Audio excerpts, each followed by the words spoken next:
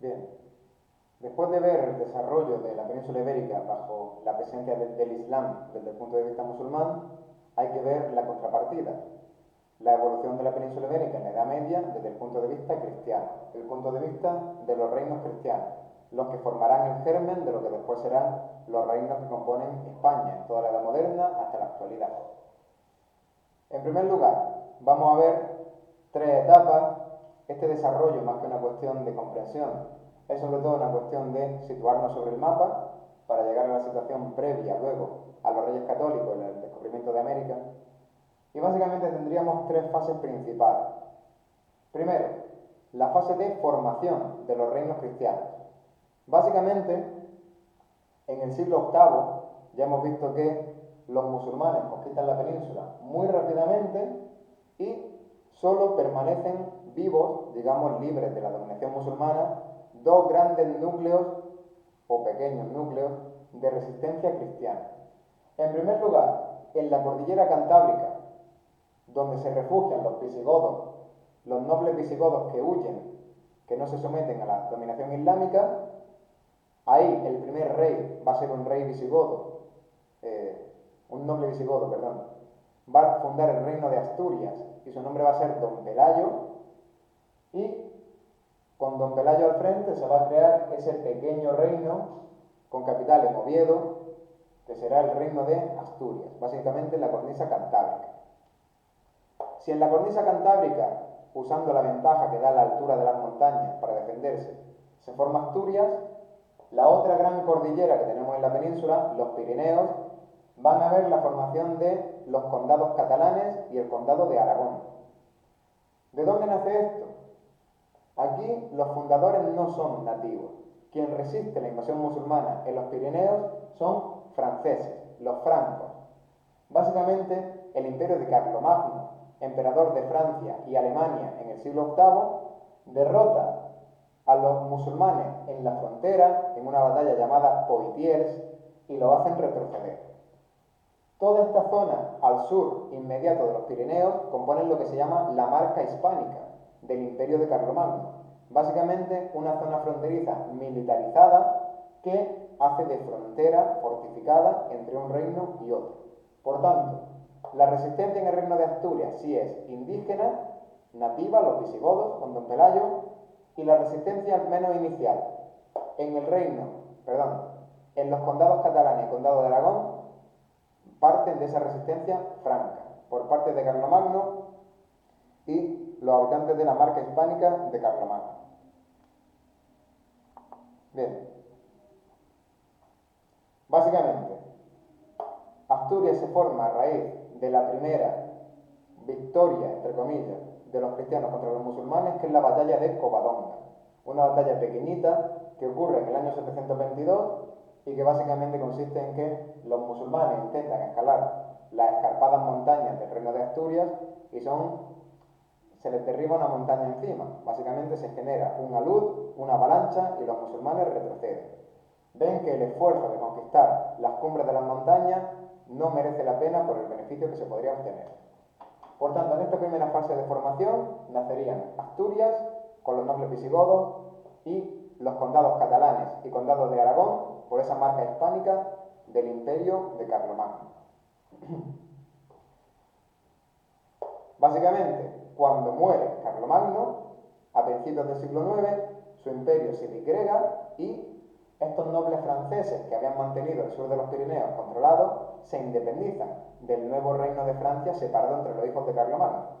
Así nacerían los condados de Aragón y los condados catalanes, de un territorio que anteriormente fue francés. Bien, si esto ocurre en el siglo VIII y el siglo X, la conformación de estos primeros núcleos, la primera expansión hacia el sur, iniciando ese proceso de reconquista, que es como se llama a la vuelta al poder de los cristianos sobre la península ibérica, la primera fase de expansión sería entre los siglos IX y XI y básicamente sería una expansión muy tímida que no se hace por la vía militar. ¿Cuál es la vía para esta expansión? Sencillamente la de la repoblación. ¿Qué significa esto? Básicamente los musulmanes han conquistado más allá del río Duero, pero se han dado cuenta de que las tierras al norte del Duero son pobres, son poco cultivables y sobre todo no merece la pena defenderlas de los posibles saqueos de los cristianos que descienden de las montañas. Por tanto, el califato va a establecer su frontera norte en la frontera natural que establece el río Duero, abandonando las tierras del norte del Duero. Será esa la oportunidad que utilicen los reinos cristianos para, digamos, conquistar, aunque sea por la vía pacífica de la repoblación, esas tierras que los musulmanes han dejado desiertas, que han dejado de lado porque no les merece la pena dominarlas en el norte. En esta época ya tenemos unos cuantos núcleos políticos distintos, que van conformando lo que después serán los reinos grandes de España. En primer lugar, el reino de Asturias ha descendido de la cornisa cantábrica, ha conquistado Galicia y León y se ha convertido así en el reino astur-leonés. Aquí en el norte, los condados aragoneses y los condados catalanes han hecho una especie de unión dinástica, unión de matrimonio, y se ha formado el reino de Aragón. Y en la frontera sur del reino astur-leonés ha surgido el condado de Castilla, inicialmente sometido al reino astur-leonés. Luego ya veremos que se independizará. ¿Por qué se llama Castilla? Porque por ser un territorio fronterizo con el califato de Córdoba, se llena de castillos, se llena de fortificaciones. Por eso se llama Castilla. Y luego tendríamos el reino de Navarra. El reino de Navarra, creado por los antiguos vascones, ese pueblo prerromano que resistió a todo el mundo, básicamente va a ser un reino que muy pronto va a quedar encajonado.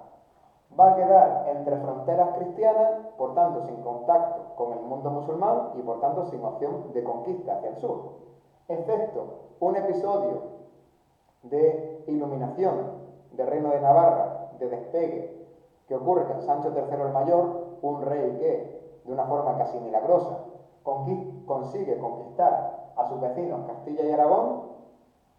Luego, cuando muere Sancho III, vuelve a dividir esos territorios entre su hijo y volvemos a esta situación. Por tanto, la primera expansión entre siglos IX y XI, básicamente los cristianos avanzan un poco hacia el sur, repoblando los territorios que los musulmanes abandonaron y creando nuevos centros políticos cristianos. Bien, continuamos. Entre el siglo XI y el siglo XIII ya sí hablaríamos de la reconquista plenamente dicha. A partir del siglo XI, los cristianos inician un avance general, masivo y sin piedad y sin freno hacia el sur. Los cuatro grandes centros políticos nuevos, que serán los reinos ya del futuro, crean una débil, frágil alianza entre todos para aprovechar los momentos de debilidad del mundo musulmán. ¿Qué momentos de debilidad son estos? Pues principalmente, en el año 1031, el califato de Córdoba se ha venido abajo. Ha muerto el último califa sin descendencia, se ha generado una guerra civil y esa guerra civil ha causado que todo lo que era Al-Ándalus se divida en pequeños reinos de taifas. Los reinos de taifas, ya sabemos, son pequeños reinos independientes musulmanes, enfrentados entre ellos y contra los cristianos. Esa desunión en un montón de pequeños núcleos independientes va a ser evidentemente aprovechada por cristianos. Los cristianos van a atacar taifa tras taifa, formando una alianza entre los cuatro grandes reinos y van a hacer un avance imparable hacia el sur. Principalmente a partir de una batalla que es la de las Navas de Tolosa en 1212, la batalla más importante de toda la Reconquista, los reinos cristianos van a aplastar completamente a los almohades, que son los musulmanes que gobiernan en ese momento, y van a hacer su avance ya definitivo, dejando vivo solo al reino de Granada. Pero bueno, sin precipitarnos, básicamente, ¿cuáles son los reinos ya que se forman en esta última etapa y que serán los que permanezcan para siempre en la historia de España? En primer lugar, Navarra se ha quedado encajonada, no tiene más progresión en ningún caso. Queda encajonada entre Castilla, Aragón y Francia, por tanto su territorio va a ser siempre el mismo, sin posibilidad de ascenso. Portugal, en el oeste, se ha independizado de los antiguos reinos, el antiguo reino de Galicia, que conquistó el reino astur-leonés, y básicamente de ese primer núcleo independiente del reino de Astur-Leonés, va a conquistar la costa atlántica. No hablamos mucho de Portugal porque en Historia de España solo lo mencionaremos como vecino. Nos interesan sobre todo el reino de Castilla y el reino de Aragón. ¿De dónde sale el reino de Aragón? En primer lugar, muy fácil. Se formó como reino en esa primera expansión, junto con los condados catalanes, y ahora se expande dominando la costa mediterránea. Mientras que el reino de Castilla es ese condado de Castilla que formaba parte del reino Astur-Leonés y que se va a independizar del reino Astur-Leonés con una guerra que sorprendentemente ganará con tropas mercenarias musulmanas en muchos casos el pequeño condado de Castilla contra el gran reino Astur-Leonés del norte. Así, Castilla será la nueva cabeza política de todo este entramado occidental, lo que fue originalmente el reino de Asturias, y será Castilla, dirigida desde la capital en Burgos o en Toledo, según el momento, quien se convierta en el país dominante, sin ningún tipo de duda, en toda la península ibérica. Castilla va a conquistar la meseta central, va a conquistar Andalucía occidental y, muy importante, va a conquistar Murcia. ¿Para qué conquista Murcia? Principalmente para cerrar el paso a Aragón. En el momento en que Aragón se encuentra con que ya ha perdido su frontera con el mundo musulmán, hasta ahí llega su expansión. A partir de aquí, dado este esquema político, Aragón se olvidará del sur peninsular y pondrá su ojo en el oriente mediterráneo. El rey Jaime I, el conquistador de Aragón, conquistará enormes territorios en el Mediterráneo, como las Islas Baleares, Córcega, Cerdeña, Sicilia, Nápoles en el sur de Italia e incluso Atenas y Neopatria, dos pequeños condados en Grecia. Y Castilla, mientras tanto, cuando Aragón se orienta hacia el Mediterráneo, Castilla se orienta hacia el Atlántico. Por eso luego será desde Castilla, desde donde parta el descubrimiento de América y toda la expansión colonial española. Bien, pues esta última etapa de reconquista, a partir de 1212 sobre todo, cuando ya el mundo islámico es completamente aplastado, solo deja como último resto musulmán en la península al reino nazarí de Granada. El reino nazarí de Granada va a pervivir desde 1246 hasta 1492. ¿Cómo? Como tributario de Castilla. ¿Qué significa esto? Que cada año va a pagar a Castilla lo que llamamos parias. Las parias son impuestos a modo de tributo o de soborno que un reino musulmán paga a un reino cristiano. En el momento en que Granada deje de pagar esas parias, las cuales se originan sobre todo con el comercio de la seda, Castilla absorberá definitivamente Granada. Pero eso pasará después con los reyes católicos. Ya llegaremos ahí en el final de la Reconquista. Básicamente en esta etapa, un avance brutal, ahora sí por la vía militar, de los 4 reinos cristianos aliados, victoria en las Navas de Tolosa y desmembramiento total del poder musulmán, quedando recluido en el superpoblado, lleno de refugiados musulmanes, reino nazarí de Granada. Y por último, más allá de esta evolución, la formación de esos primeros reinos resistentes, la primera expansión no militar y la expansión definitiva sí militar, tenemos los modelos de repoblación. Una cuestión muy importante que puede preguntarse como tal en el examen de selectividad. Los modelos de repoblación, sus causas y consecuencias. Básicamente, repoblación significa que cuando los cristianos conquistan o toman pacíficamente un territorio, los musulmanes huyen, porque los cristianos no toleran la religión islámica en su territorio. Por tanto, esos territorios que quedan vacíos tienen que poblarse con población cristiana que viva en ellos, los proteja y los trabaje en los campos. Pues bien, va a haber 3 modelos distintos de repoblación que se corresponden con 3 momentos distintos de la historia. Básicamente, el primer modelo, el de la presura, se va a dar al norte del Duero y va a ser el que corresponde a esta primera expansión. Básicamente, esos territorios que han sido abandonados por los musulmanes son ocupados ahora por campesinos hispánicos del norte. Hay una gran presión demográfica en el norte, los cristianos refugiados están hacinados en pequeños espacios sin tierras para todos y aprovechan ese abandono por parte de los musulmanes. Por tanto, el modelo de presura se da al norte del Duero en ese primer momento y básicamente consiste en que los campesinos, de una forma autónoma, de pura voluntad y pura iniciativa propia, descienden de las montañas, ocupan y reviven los territorios abandonados por el Islam y después son las autoridades quienes, a cambio de ese valor, del valor demostrado al ocupar esos territorios fronterizos, reconocen la propiedad de las tierras a quienes las han colonizado. Por tanto, la presura sería un modelo autónomo por parte de los campesinos, que luego las autoridades llegan detrás a reconocerle esa propiedad. Los fueros, que corresponden ya al siglo XI, después de conquistar los primeros reinos de Taifa, básicamente se van a aplicar en la meseta central. Fueros o cartas pueblas es un modelo de repoblación en el cual, si en la presura primero iban los campesinos y después las autoridades a reconocer su propiedad, ahora son las autoridades quienes prometen privilegios a los campesinos que se pasen a la meseta central para repoblarla, a cambio de la valentía, digamos, de repoblarla, ponerla a trabajar y actuar de frontera ante el Islam. ¿Cómo? ¿Cuáles son esos privilegios? Pues muy sencillo. Los campesinos que se pasen a repoblar con ese sistema de fueros, rescatando las antiguas ciudades, poniendo en cultivo los campos, van a tener sobre todo exenciones fiscales, es decir, 5 años sin pagar impuestos, 10 años sin pagar impuestos, o los reyes les financian los aperos de labranza, les regalan, por ejemplo, bestias de tiro, les regalan una vaca a cada familia para que se establezca ahí, en fin. Esa es la diferencia principal entre presura y fueros o cartas pueblas.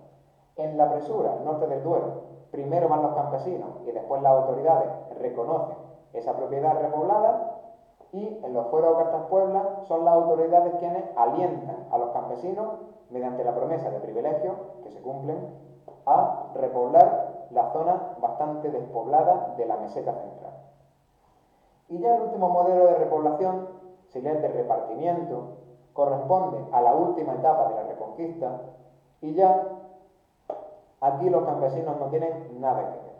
Básicamente, ¿en qué consiste el modelo de repartimiento? Consiste en que los reyes, los de Castilla, que son ya los que tienen frontera con Andalucía, conquistan grandes extensiones de tierra en Jaén, en Córdoba, en la Sevilla actual, y las reparten entre sus nobles.